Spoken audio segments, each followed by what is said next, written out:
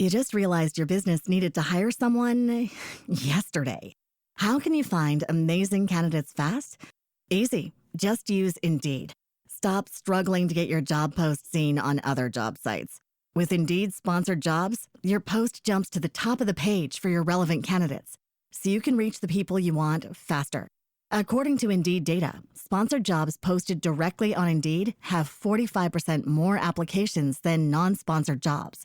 Don't wait any longer. Speed up your hiring right now with Indeed.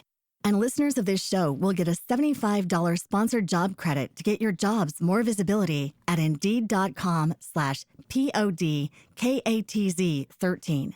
Just go to Indeed.com/PODKATZ13 right now and support our show by saying you heard about Indeed on this podcast. Terms and conditions apply. Hiring? Indeed is all you need. Are you ready to learn the 3 secrets to launching a successful podcast? Hi, I'm Bill, a recent client of the Podcast Mogul. If you've been thinking about starting a podcast but aren't sure where to begin, he's got you covered. He is hosting a free webinar where he will share the 3 secrets that can help you launch, grow, and monetize your podcast without any fancy equipment or technical headaches. Click the link in the show notes to save your spot now and let him help get your podcast off the ground.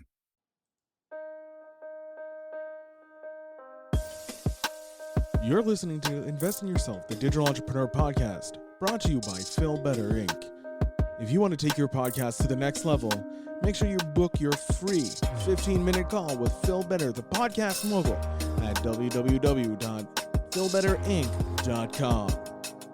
Welcome to Invest in Yourself, the Digital Entrepreneur Podcast. I'm of course your host with the host, Phil Better, and today's episode, I am pleased to have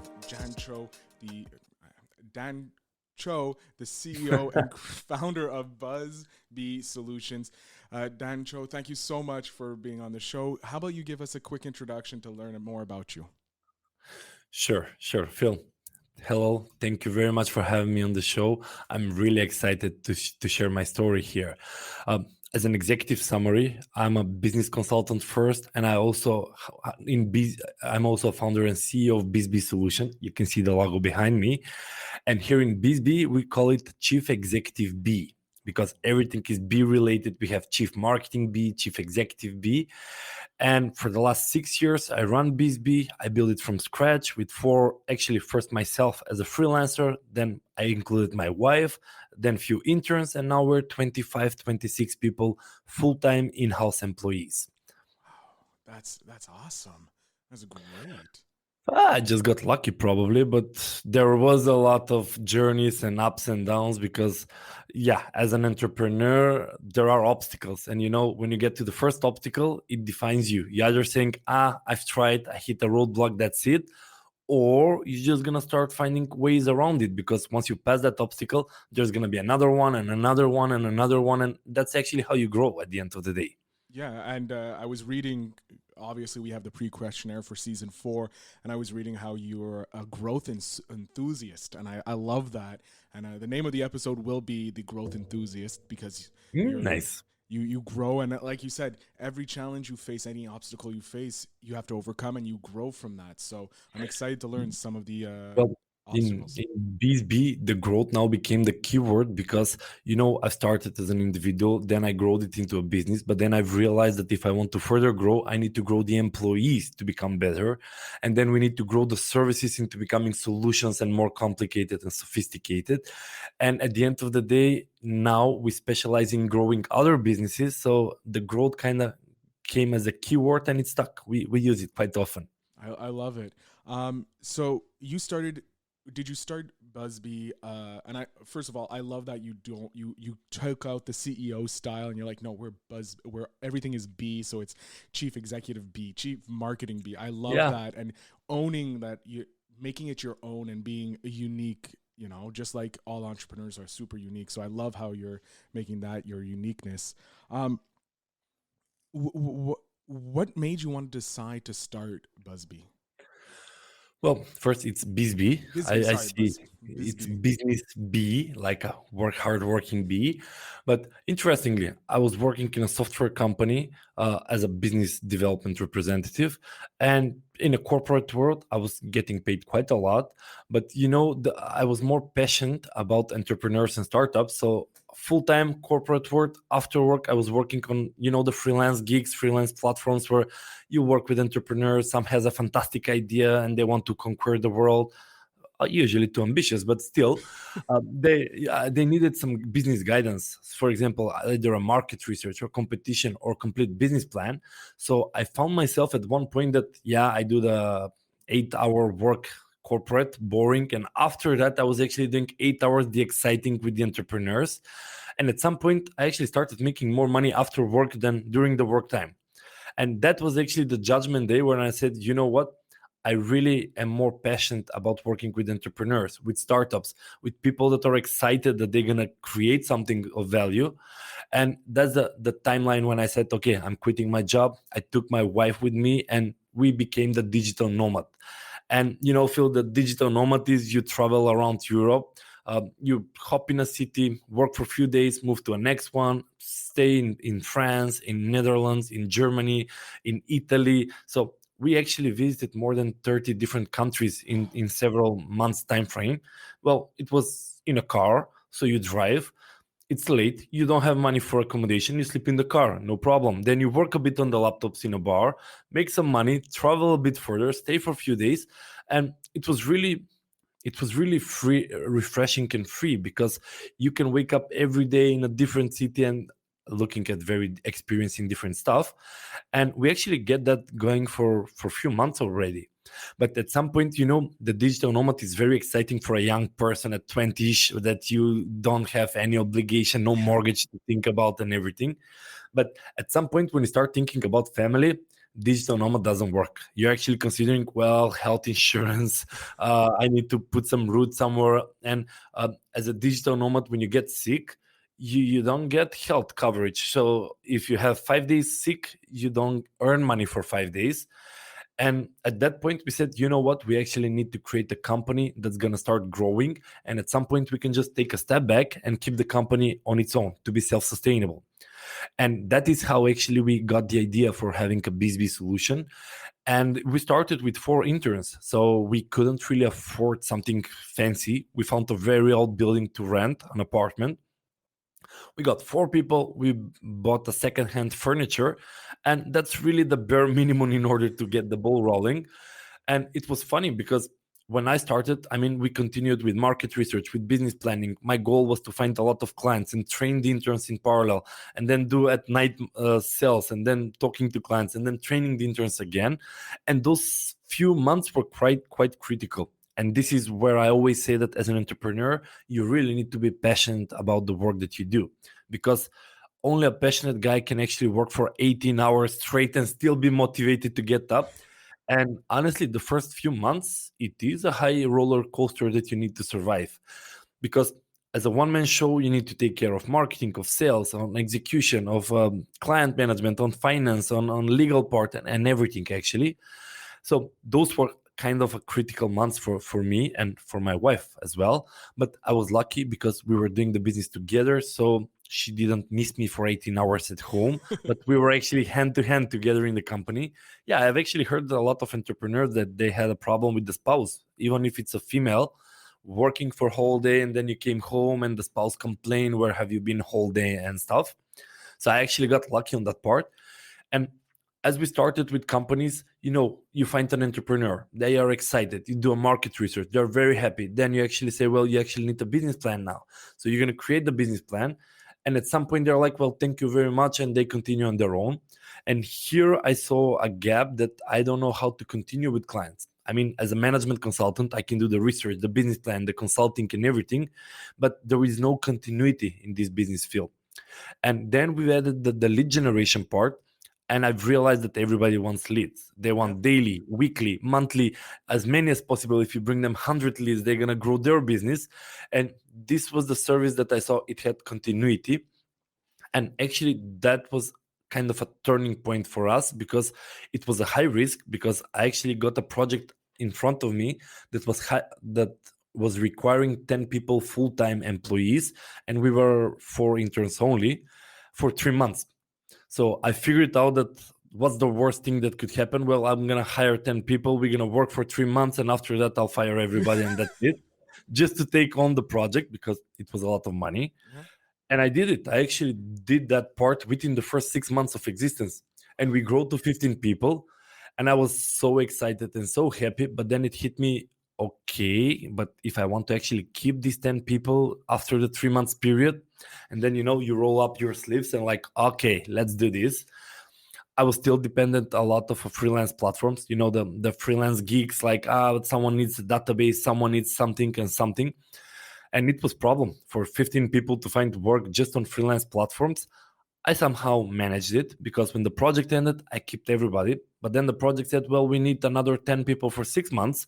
So then I just jumped to 25 people and then to 30 people.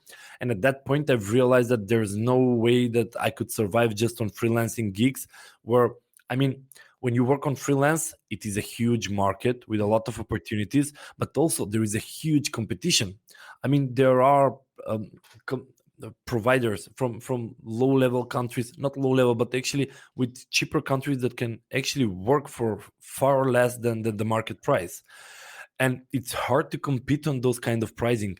And at that stage, I said, you know what? Actually, we need to start looking from clients outside the freelancing platform. And that was a problem for me because BizzBee had zero investment in a marketing, in a website, nada. So we were very easy business model. You go on the freelance platform, you find a gig, you apply for it, you do an interview, you get the job, you delegate to the people. So when we said, okay, let's go to the open world, we had nothing, no social proof, no website. That was really, really hard for us. And here with the lead generation, I saw the growth opportunity. Because once we started with email, with LinkedIn, with social outreach, we started getting clients fast and a lot. And as we started growing the company, it was very good that I saw the benefit there. And when the corona hit, we actually hit the jackpot because everybody else that were doing physical B2B events and conferences and stuff realized that they need to switch to digital lead generation channels quickly. And for us, that was really transformational. Yeah, we also suffered a bit because we had to work everybody from home and stuff, but we got a huge load of requests for our services. And now 2020, during the Corona crisis, we said, okay, let's specialize. Let's kick out the consulting. Let's kick out the management and the business plan. Let's focus purely on B2B lead generation. And in addition to that, let's specialize in serving the high ticket service providers. I saw a very unique demand here, Phil, in the B2B high ticket service providers is because there are not many alternatives for B2B service providers. If you have a 10K or 50K service, you cannot just put a Facebook ads and say, buy my 50K service right here. And people were like, very nice, click it, swipe their credit card on a 50K. It doesn't work like that. No. When you start hitting over like 10K, Facebook ads don't really do the same damage that they do when it's under the 10K mark. So how did you create lead gen for yourself? Because obviously your business is lead gen now, and you help businesses in that, and you can find the leads for other companies. How did you find the leads for your company? Well, we do what we preach. We started with the email and with the LinkedIn, and that was the unique angle. I've realized that in more expensive services, you don't pitch. You cannot just start going to people to cold prospect and saying, hi, would you like to buy my service? No. Okay, next one. Hi, would you like to buy my service? No, thank you very much. And then you're just burning the bridges because you cannot really follow up to those people once they said, please stop bothering me. And the unique angle that we actually introduced was actually very simple. We didn't invent hot water. It was just, well, what if instead of trying to pitch, we don't do it? We actually start talking to human, actually start nurturing them, doing some chit-chatting conversations. And you know what's funny, Phil? We coined the term, it's a digital outreach fever. On a physical event, when you go to a conference or an event, you talk with people. You know that you cannot talk to all 5,000 people on that event. You can talk 10, 20 people. Mm-hmm. So you go to someone, do some general chit-chat about the weather, about sports, about whatever. And you see if it is a good synergy, then you get on a bit deeper conversation on what they do, what you do, and if there is a connection. The same people that understand that the human conversation is important, when they go to online, they've realized that, yeah, if they create an email, they can send it to 1 million people, and then they start blasting with non-relevant content. And here is the small tweak that we did, is when we said, you know what, we don't sell. We actually reach out to people, try to talk with them, try to see if they have a problem. And even if they do, we're just going to invite them on a call. I'm not going to send on a LinkedIn, well, we have a package of 10K or 50K. Would you be interested in buying? Because it doesn't work like that. And if it doesn't work like that in physical world, why people think it works in online, I really don't know. But we coined it that people get that outreach fever, realizing that if you send 1 million emails with a success of 0.00 something, you're going to get several leads, but you're actually burning 99.999 from the potential prospects. And here is actually how our approach changed, because we just start mimicking the real life experience into the digital world. And it started working like magic. I mean, we have an in-house joke here that when someone sends you a LinkedIn invitation, you're like, if I accept, they're going to pitch me something, that's for sure. And we are like, okay, let's accept and measure whether they're going to immediately start pitching you or just going to wait a bit. And it is unfortunately a world where we live in. When you accept someone, your guard is like this. Yep. What do you want from me? What are you going to sell me? I'm not interested in buying anything. And it's far refreshing when you start reaching out to people just to engage into conversation, because it's not always about the sales. Many times it's just to get some feedback. It's like you're building a new platform, you want to get some feedback on it, or maybe they don't have a problem at this point, and building the relationship gives you the option after 3 months when they get the need to say, well, there was one guy, Phil, he was really good at podcasting, maybe now it's my time to reach out to them. So the whole goal with reaching out is to do the nurturing, but also position yourself as an authority in the field. So even if they don't have the immediate need, even after 2 years, if they realize that they need something, that you are the go-to guy for it, they should reach out to you. I love it. And it's actually my first ever outreach, if you will, ended up being a nurturing. It was a guest on the show, nice. And we then became. He asked for some help, and I'm like, yeah, sure, I'll do it for free, and connected him with some other podcasts because he wanted to be guests on other podcasts. And being in the industry for over 6 years, I was able to connect him with a multitude. And then he came back and he's like, I want to start podcasting. And that was my first client for my business. So I do see that nurturing. I haven't gone into the cold outreach, if you will, with email and that, but I usually do the warm, interview them on my show, because it allows that natural conversation to happen, and you get to share so much knowledge, and you see the synergy right there. Yeah, but Phil, also the podcasting is also another outreach channel where you get to meet cold prospects, start building the relationship. Sometimes it will pan out into a service, sometimes it will not. But at the end of the day, you're positioning yourself as a go-to guy when it comes to podcasting. So even after 1 year from now, I'll be like, I'll need to start doing some podcast. There was one guy, let me remember, was it Phil? Yeah, he was from Canada, if I remember. Let me find him on LinkedIn. That's the authority positioning yourself in the field. And it works like magic, because when I need to pay 10K or 50K about something, I'm not going to put a job ad. I'm looking for someone to do it. I'm start looking inside my network. Who do I know that could actually help me in this area? And perhaps since I'm doing it, I'm expecting that other people are also considering. I'm not going to find a foreigner and pay them, a stranger, and pay them a lot of money. I'm trying to fill it within my circles.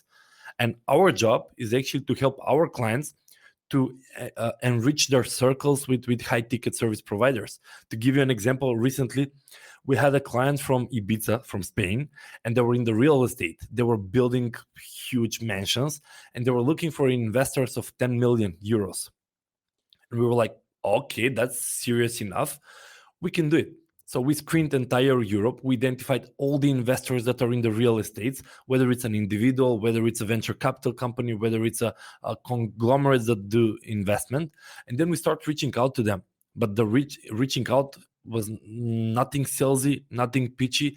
The main goal was to invite them to go on the yacht on Ibiza to do fishing with our client. That was the end goal, because if they go on fishing, then they're going to get together, and then what you do, what I do, nice, maybe I should invest a few millions in your business. So that was really exception because it was really high ticket Yeah, service. that's the next level. That's how, you know, those the 1% usually do their businesses on the beaches of Ibiza or Playing fishing. golf is usually, you know, you play golf and what do you do? Okay, 20 millions, no problem. But that's why maybe I'm making, when it comes to services, you have impulsive services, 100 euros, 500 euros. I'm doing in euros here in Macedonia, but within that price range, it's impulsive. I open your website, I scroll a bit, I like it, I don't like it, I connect with you, I swipe my credit card. If I don't like, even if it's per month, I'll just cancel the subscription. That's it. Deciding on a new website, I'm gonna ask a lot of questions. I need to talk because it's one thing, it's an investment. Doing some project or campaign that I need to commit for 6 months, for 12 months, I definitely want to talk either with sales and try to get even a tailored solution based on my needs. And it's really the human psychology that people, when you reach out, they'll get used to that someone will sell them something just by default. And it's funny, we have a saying here, Phil, in BizzBee, we try to do the outreach same as you go to a bar to meet girls. So you don't really go to a bar, find the first girl on your knees, will you marry me? Question. It does, maybe it will work, but not really often. 1 in a billion, maybe it will work. Exactly, but why? Because you're asking for a big commitment, the ring, and they're like, buy me a drink, beer. Okay, let us get to know each other first. And that's why the approach should be actually reaching out, get a drink, talk about some general topics with the girl, about the weather, about sports. Okay, sports is a very bad idea, but Not just in trying to, Montreal. Montreal is a very sports city. even with the girls. Okay. Oh yeah, it's Hab fever here because we're in the middle of the Stanley Cup playoffs right now. So Nice. everybody's happy for the Habs. And that. We currently have the Euro Cup in football on the European level, so it is a Yeah, big thing here. I sometimes I freelance at my local bar, and so I had to work the Scotland England game, Nice. and it was very busy, very early in the morning and very busy. Draft beer Yep, with the football, and that's it. and a whole bunch of Scots in kilts. Exactly. And so my whole point with the relationship building is you reach out to girl, you do some chit chatting, and if you see that you click, then you can have a second date, a third date, and eventually propose. If you don't see you click, that's it. You pick up your drink, you go to the next girl, hello, how are you, and and take it from there. But that works in real life. We're just trying to mimic, do exactly the same in the business life. And especially the more expensive the service, the more it's like a building a relationship. It's not like, I'm gonna build a 10,000, 20,000 euros website and then I didn't like, let's just take another one. And people, when they're looking for an expensive supplier, they're really thinking it as a getting married with someone, as a getting a relationship. And yeah, they want to get a drink or two, get to know the people and do some chit chatting. And this is actually the unique angle that we try to do, Phil. Nothing fancy, nothing artificial intelligence or scrollers or scrappers or whatever. We're just trying to bring back the human to human conversation.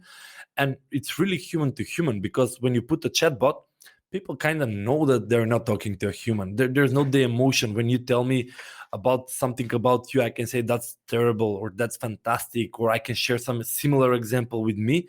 And chatbots, at least not yet, are not there. It will take some time. I think we have a few, maybe a few decades before they start mimicking the emotional intelligence of humans at the current speed it's going. But yeah, I love how you guys are bringing back that human element, because we've lost that in business. I feel that businesses now, they're trying to shoot for as many people as possible, whereas you guys are going for your ideal client. You want to find the perfect partner for your business to help them grow, and you want to be part of their story, or part of their chapter. You don't want to be just a little note in the bottom. You want to be a full member of that chapter. So I love that. And Phil, we also have we have a lot of things in BizzBee, man. Another thing is that, like, there are two ways how you sell. One is that you sit like this and there is a red Ferrari behind you, and you're like, if you like my lifestyle, you should buy my services or my products. And that's really pushy. 2 spots left, 97% discount, buy now, or although it's a virtual academy, there are 2 spots left. I really don't understand that. But it's a virtual.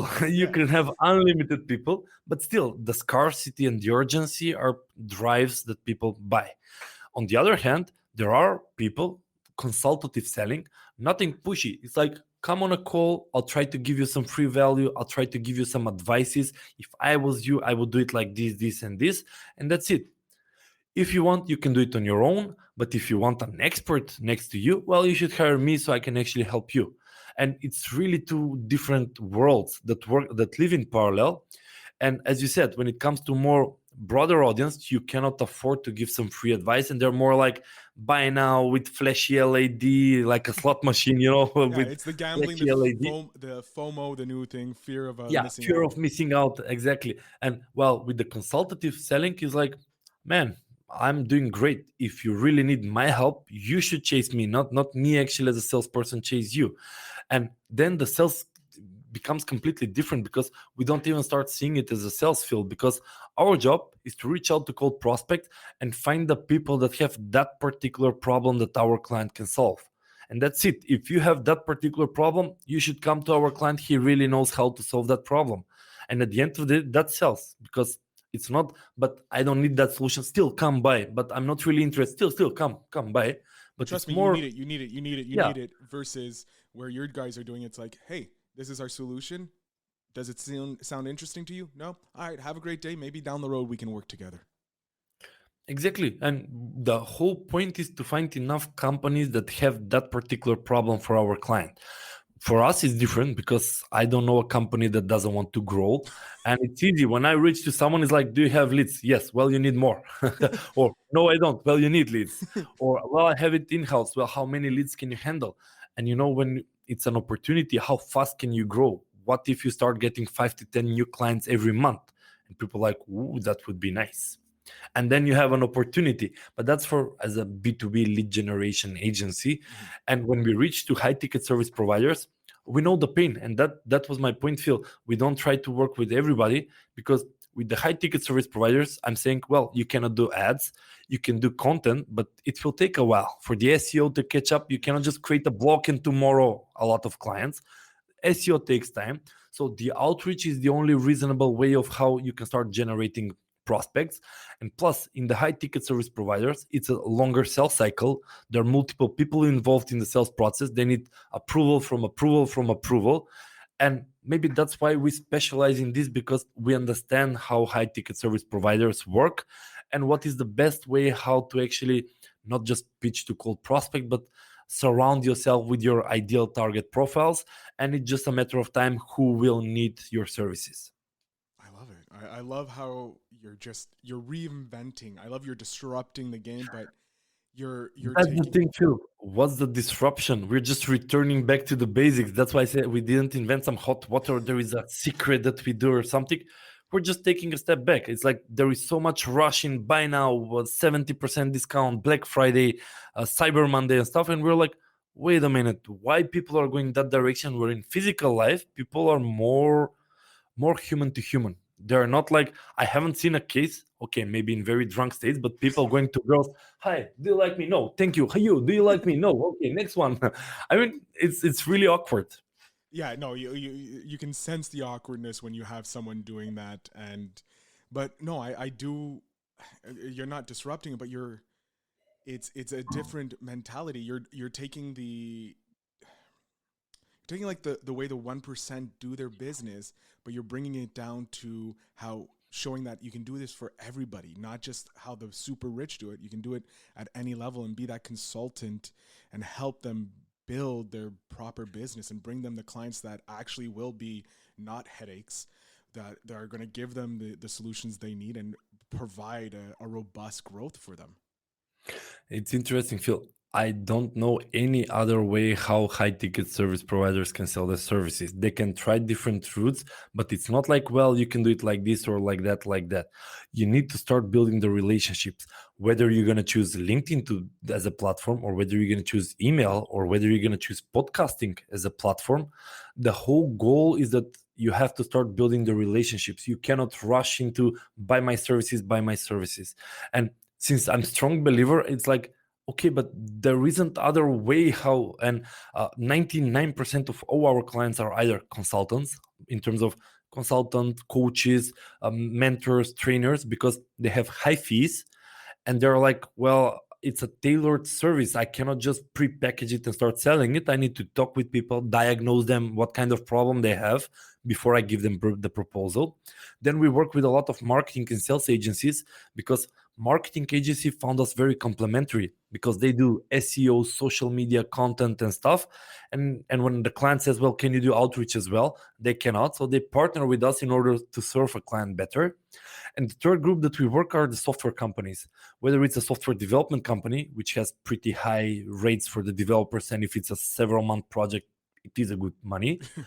Or if it's a SaaS, software as a service, but then it's more toward the enterprise SaaS, where they know that they cannot just put a Facebook ad and hope for a lot of clients. I mean, a SaaS for €2 or €5 per month, they can get away. They can actually do Facebook ad. It's not a good or bad thing. It's just in different sales levels, you need different sales channels in order to do it.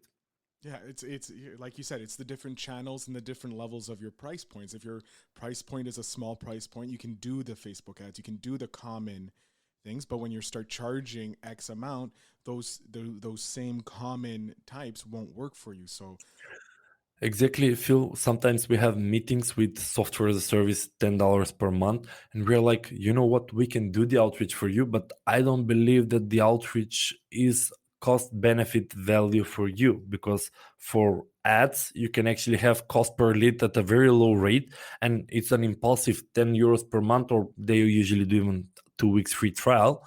You can easily get a lot of traffic. With the outreach, it is a lot of labor intensive process. We need to find the people. No, we first need to find the companies that are matching your ideal clients, and then we need to do some qualification within the company, whether they have multiple locations or multiple people, or depending on the client needs. And once we qualify the company that they are good fit, then we're looking inside the company which positions and roles are good for the client. And then we get to the finding their email, their LinkedIn, their contact information. And this is all in the preparation stage before we say, okay, now we can start reaching out to them either through LinkedIn, through email, through different channels, in order to start getting the relationship. And I've noticed that in addition to the outreach, you should have a parallel work with content creation, whether you should start doing daily podcasts or weekly podcast or blog post or a social media post, because yeah, people will connect with you on LinkedIn, but if you don't do any content, you're gonna be forgotten.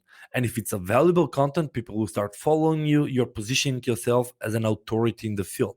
The moment you position yourself as a go-to guy or authority in the field, you won. It's a game over. I mean, that's it. You just need to spread your word to as many people as possible, and it's only a matter of time where someone said, you know what, I actually need this. it's true. You have to be, that authority is by not only creating the content, but also reaching out to your clients and doing it, becoming a friend. I remember interviewing a good friend of mine, Donnie, in the first season. He was my first guest, and he's a network marketer. He likes creating networks and helping networks grow, and people using the network to grow, just like you look into their client's network. And he was saying, if you don't know your client's wife's name, because he generally deals with Exactly. one-on-one, or you don't know their like a bit of their life story, that's not a client. That's just a person. You need to get to know your person. You got to get to know them on a human level, and so that when you do connect with them, they feel like you're a friend. Well, Phil, it's very simple. That's why I told you I don't know any other way. It's not like, well, there is my way and there is another way. For me, it's really reaching out on a human level. And perhaps maybe that was one of my biggest mistakes as an entrepreneur. I didn't had the need to build those relationships at the beginning, because I was not reaching out to people and start building a network and stuff. It was a freelance gig economy. I go, someone needs a business plan, they can afford to buy it. I'm applying it, I get the job. The people do it here in house. I just get paid for it, and that's it. And it was really a transactional relationship. They pay me for a task. But now, when as you said it, when you know people and when you know what kind of uh, issues they have and their wife's name, it becoming more as a partnership. And same for me, because when I'm looking for a supplier, nobody wants to switch suppliers every month now and then. I mean, if I find myself a marketing agency that solves my problem perfectly and I get a constant input on what I need, that's it. I'm not changing it. I mean, there could be a cheaper option that comes in. No, I'm locked in with this supplier. I'm happy with the communication. They know my wife's name in this case. So I'm happy with the relationship. And that's probably the differentiation of a nurturing in a relationship. Because if it's a transactional, the moment someone gives 5% discount, that's it. I'm just moving to another one. And even as a company, I have suppliers. It's a headache every time where you need to build a new relationship with a new supplier. So nobody wants to switch suppliers. It's just because people are not happy with the results, they must find a new supplier. Yeah, no, I think that's great. I do want to jump into one or two of the questions that I had here because Sure. I love some of your answers. One of them is the best lesson you learned from a success. You said, when I wish I knew when starting my business to find a niche as soon as possible. Being a generalist rarely works, especially when you're in the early days. Now, Yeah, actually, that's a good point and a good question. Because, when you're an entrepreneur, you start a business and you're chasing the money because you are meant for hire. Someone needs a business plan, let's do it. Someone needs some product sourcing, let's do it. Lead generation, of course. So, as long as someone can pay you, you're going to do the job. And that gives you a so generalistic approach that you cannot get any insight or specialization. So, in my case, I have a client from Australia and we were doing elevator spare parts research on Australia. In parallel, another client from Brazil, hydrophilic coating and polymers and some biology stuff. And you cannot take knowledge from the previous project into the next because you start everything from scratch, except that you have the framework based on which you do market research or business planning. And it's really, you start from scratch, and it's a lot of labor intensive and effort. Well, when we said, okay, let's specialize, and when we specialize in the B2B high ticket service providers, so it's not just B2B lead generation, but particularly to that target audience, because in the B2B, there is also a lot of e-commerce websites, and we don't know how to sell physical products, probably because all our experience in this field, but also the employees started specializing in this. So now when they see a consultant, they immediately know what are the tips and tricks that they need to change or what kind of problems they must be facing. So we resonate with the target audience.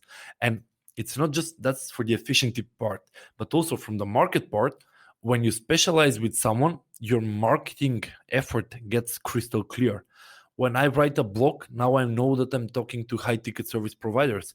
When I'm doing whatever kind of marketing activity, I know that I'm addressing the high ticket service providers. Before that is like, well, if you have the money, we can work for you. What do you do? Whatever you need. As you need a truck to be offloaded with goods. If you have the money, just a man for hire. With the specialization, we have a comparison here. You have a generalist doctor and you have the neurosurgeon. And generalist doctor gets a lot of patients every day with a lot of diagnostics, and everyone is different. And then neurosurgeon do one surgery a week. That's about it. And who gets paid more? the neurosurgeon. Exactly. And that's what really got to me, where I said, you know what? I would rather be a technical specialist, an expert in one small particular field, but be guru in that field, rather than be jack of all trades, where I can do so many things in parallel. And it is a learning curve. It took me a while. That was like 4 or 5 years of doing everything. When you're saying, look, we cannot keep up with this, let's just focus on B2B lead generation, and then it's still big field, let's focus on the high ticket service providers. So that was a really lesson learned, that the faster you specialize, the easier it becomes. And another thing, Phil, if I can add it on top of this, is that the faster you move from service to solution to prepackaged solution, the easier it gets. It really took me several years for this as well, because as a service, you're fully customized, fully tailored. Someone needs a LinkedIn outreach, but without the messages, but with this, but without that. then you have no idea what kind of results you're going to get. And the key thing I've learned is people don't buy services, people actually buy the results. And when you pre-package something, and for example, I saw on your website you have 3 packages. It's like, this is this kind of package, it solves this kind of problem. This is this kind of package, it solves this kind of problem. It's much easier because when you're selling it, you immediately can say, well, the package includes X, Y, Z, but I want also this. That's not included in the package. Either you need to pay on top of the package or it's not involved in the package. And clients have clear expectations what they're paying for. And then when you do the same package over and over and over again, you can start guessing how much results you can do. You can start knowing like, if you take this package, you're going to get this amount of leads. And they're like, how are you so sure? Well, we've tried these steps for 20, 50 clients already, and this is the results that we're getting. While if you're doing hybrid every time, fully tailored, like, yeah, but for the podcasting, for lead generation, we're going to figure out some very new solution. When you ask, well, how many leads I can expect? I said, I have no idea. We're trying this for the first time, man. So the pre-packaging also helped me charge much more. Phil, honestly, when you're working as a full service, customized, you're charged per hour. And per hour, yeah, you can raise the hourly rate as much as you want. But at the end of the day, 8 hours, 10 hours, 15 hours, that's it. With the prepackaged solution, you are charging for the solution, for the result. Now, bear with me. I'm promising you 20 leads. And you're saying, okay, how much is going to cost me? And I'm like, I don't know, 50 euros per hour. We're going to work X, Y, and Z, and you're going to get that lead. And you're saying, okay, I know how many hours I need to work to give you that results. On the other hand, if I told you, well, for 20 leads, I'm charging 1,000 euros, you shouldn't be cared how many hours I'm going to spend on that thing. Maybe it will take me 20 hours, but then I'll be very motivated to become more and more efficient. Can we do it in 18? Can we do it in 15? If I'm paid by the hour, why the rush? I mean, I'm paid by the hour. Yeah, it's you go back to the 9 to 5 lifestyle. I'm paid when you're working the 9 to 5. You're paid by hour. I only work my hours and I'm done. Thank you very much. Whereas it's worse. It's worse because when you're working in 9 to 5 job, at least you have one boss. Here in the free, you have 10 different clients, 10 different bosses with different mindsets and different desires. So when I moved to prepackaged solution, it was like a very good positive impact that we did in the company, because sometimes you could solve a problem and it could take you just 1 hour. Now from the 20, you actually grow and figure out a way how to do it in 1 hour, and you're still charging for the whole solution because people are paying for the solution to their problem. And that really changed the way we see here in BizzBee, really completely different perspective. And there was really a thing that I saw somewhere. A painter, he does a painting in 5 minutes and he's like, okay, this costs $10,000. And the people were like, well, there's no way that cost 10,000. It took you 5 minutes. And he's like, yes, but 20 years to learn how to do it in 5 minutes, that's what you're paying for. Yeah. And it was really refreshing for me when we switched from service for this, service for this, service for this, but actually solution. If you want LinkedIn outreach, it's a prepackaged solution. It costs XYZ per month. This is included. We have add-ons if you want something extra, of course. You want growth, it includes LinkedIn and email, and it costs XYZ. If you want content creation strategy on top of this, yeah, we have that solution as well, but you need to choose. And many times we had clients like, but I don't know what I need. Like, when you reach out, we have 5-10 different services, you choose. And he's like, I don't know. You're the expert. You should tell me what do I need. And now with the packages, he's like, well, we have this package and this package and this, and then you can choose. And Phil, the moment we did that, it really changed the business, but also how we communicate with the clients and how our team started getting specialized in the packages that we offer. I love that. Niching down and just going down and becoming the master of one before you can generalize, move out to the next level is, I think you're being in the entrepreneur world. I'm seeing a shift there. A lot of people are talking about the importance of not being a generalist, but being that master of one. Neurosurgeon. Yeah, the neurosurgeon, being the neurosurgeon of it. We are coming up to the end. I have 2 more questions I want to ask you before, because I don't want to take up too much time. It is late over where you are, and you have beers waiting for you, nice and cold, and the beach close by as well. one of my favorite questions is finding out your ultimate goal. My entrepreneurs, when they're on their show, what is the ultimate goal for you, Danko? What is it that if I snap my fingers, it's 50 years down the line, have you reached your goal? What is that goal you wanted to reach? Well, we we are inspired by growth, and by growth, I mean I want to grow personally as an individual. I want to grow my family in quantity. I want to grow my business in people, in services. So I don't think it's one. I think it's an ongoing process, like a Kaizen continuous improvement. And plus, when you do the outreach, I have to say add this as well, you get the market feedback. It's not like I intended to end up in the B2B world. We started with the freelance gigs. We actually listened to the market and they were asking for leads. And then we said, okay, let's capture that opportunity. And then we said, well, what if we actually start doing LinkedIn? And by listening to the market, by doing the outreach, we started getting feedback. So the ultimate goal for BizzBee is to become an authority in the B2B lead generation for high ticket service providers. Yeah, it should involve the outreach. It should involve the product market fit first, whether we are a good fit or not. Then it should involve the outreach. Then it should be involved the content creation in parallel. And all that is to get meetings. And from there, we want to also cover the part how to take it from a meeting to an actual client, because that's also a psychology in the high ticket service provider that it's really different than in a different world. And the whole goal why we decided to work with consultants and agencies and software companies is that they are the driving force, they are the suppliers of other companies. So if we figure out how to help these clients, we are indirectly helping a lot more companies around the world.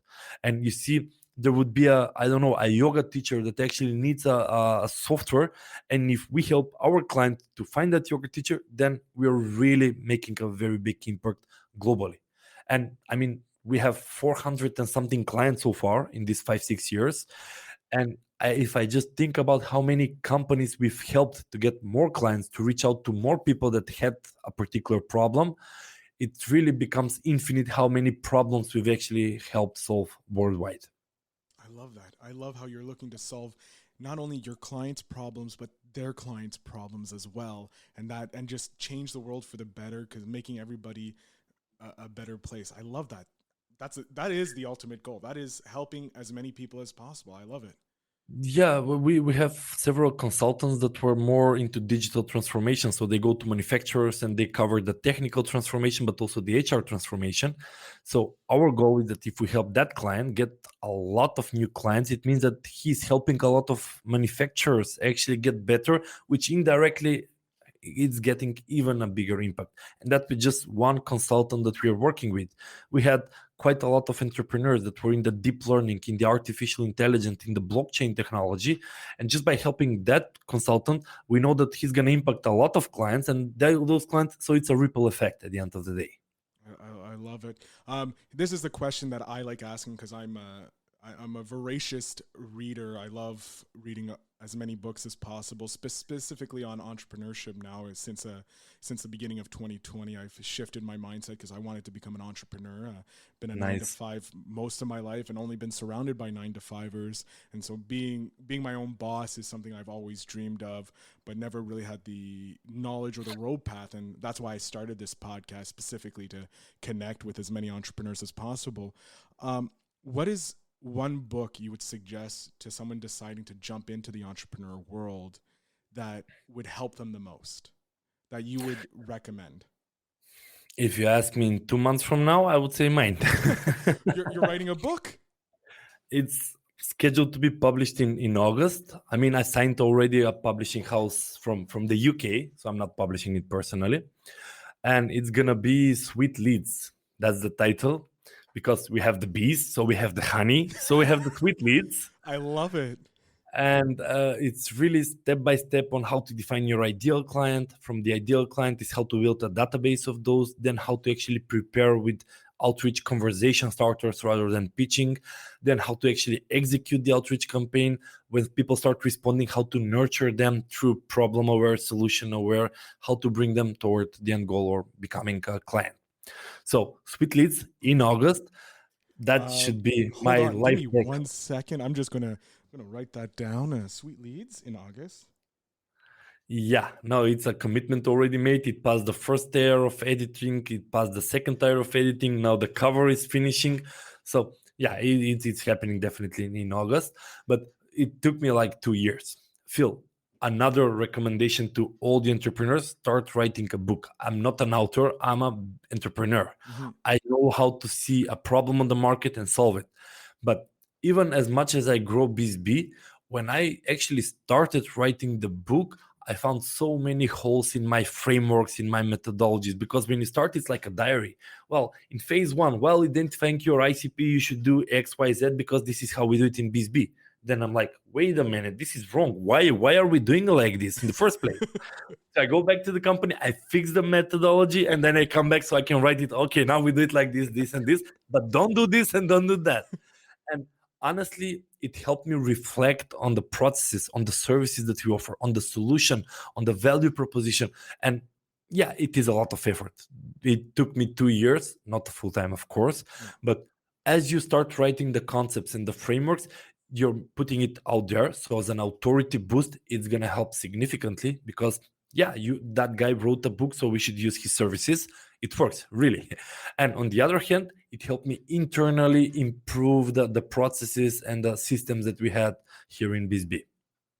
I love it. I love it. And I'm looking forward to reading it for sure. Please make sure you send me a link so I can purchase the book because I will definitely. No, I'm sending you a copy. I would love to hear your input on the book because it's 200 pages only, but I think you'll find it very insightful because it's really based not, I read somewhere about this, I read somewhere about that, but it's more, I made this mistake, don't do it. I tried like this, it doesn't work. I tried like that, don't do it. So it's Here are really the mistakes more, that I made. Stay away from these and fix on these. yeah, I would be more than happy to give it a read and give you my feedback because I love reading books. I have plenty of books all around, and I read at least 100 books a month. Not a month, a year, I mean. you scared me for a second. If I could do 100 books a month, that would be impressive. I wouldn't be doing anything else but reading. True, but no. true.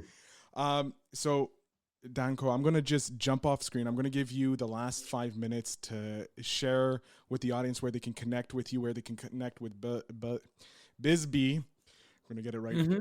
BizzBee, and how they can, maybe if they are a high ticket in a high ticket seller, they can get in contact with you. So I'm just going to jump off here and the floor is yours. You don't have to use the full 5 minutes, but it is for you. Of course, I wouldn't know what to sell in 5 minutes. We are in the consultative world, not in a pitchy world. But for everybody that's interested, not in using BizzBee services actually, but actually are considering to start the B2B outreach for their company, they should go to www.bizzbeesolution.com because everything I said is publicly available. We share the knowledge for free. So if you go under the resources, we have an academy. We have 7 different ebooks, like ebook on how to find your ideal client, ebook on how to create the messages that resonate with the target audience, an ebook how to do the execution, or an ebook on how to nurture. So that's really available out there. My whole point is not I have a secret I'm not sharing it with anyone. My whole goal is to actually spread the word so everybody could actually use the outreach process that we invented. And by saying that, it's free. At the end of the day, not everybody can hire an agency to be done for you service. Many people are saying, well, just give me the book, I'll read it, I'll do it on my own. And in that case, instead of doing all the mistakes that we did, go for the ebooks. They're free, absolutely free. Okay, we ask for an email. I mean, we are a marketing agency, so yeah, we are asking for an email for you to get the ebooks. But once you get that, have a look at them. We also do a bi-weekly newsletter and a bi-weekly blogs that we really try to provide everything that we've learned in those 2 weeks to be added in the latest blog. So without any pitchy or salesy thing like buy our services, just start consuming our content, because when you start seeing the value and everything that's in there, you're gonna start wanting to do the outreach. And the whole goal of this podcast guesting me was that actually to just inspire more entrepreneurs. There are a lot of people in the corporate world that are considering whether to follow their passion. You should do it. And there are a lot of people that are already entrepreneurs, and there are so many channels on how to grow your business there are. I mean, when there are more than 50 different channels just for lead generation, you can do webinars, you can do events, you can do outreach, you can do podcasts. There are so many channels, but based on the type of service or product you have, you should see which channels are really best for you. So the outreach is not a one solution fit all. That's why I said that it's really more for more high ticket service providers, because in those areas you really need to get the relationship building part. I think that was less than 5 minutes for sure. That was, but it was perfect. I want to thank Dancho for being an amazing guest here and sharing his journey with us and the stories and the awesomeness, how he's not changing. He's just bringing back the old ways to show that it's still valuable and works perfectly well. So Dancho, I want to thank you so much for being a guest, and make sure you check him out, because you definitely know I'm going to be going on the website to get those free ebooks. And I'm looking forward to your book in August. Yeah, Phil, when you come on our website, you see that each part of the service is a separate bee. So for the market research, there is an inspector with a loop trying to find something. For the database building, we have a hunter that actually hunts lead. For a copywriter, we have like a guy with a feather here on his ear, all in bees scenarios. But Phil, I really appreciate for inviting me on this podcast. I really hope that I try to inspire some of the entrepreneurs. And hopefully people will get more into business and the economy will grow and everybody will be at a better place. I couldn't have said it better, and that's the best place to leave it on. So listen to this podcast and invest in yourself, and you'll see where it goes. Hey, I want to thank you so much for listening to the episode. I had such a great time talking with our guest. Now, I have one simple favor to ask of you. If you enjoyed this episode, please share it with a family member or a close friend so that they can learn from this amazing entrepreneur. I thank you so much for being a fan of the show and just being an amazing human being. And I can't wait to see you guys on the flip.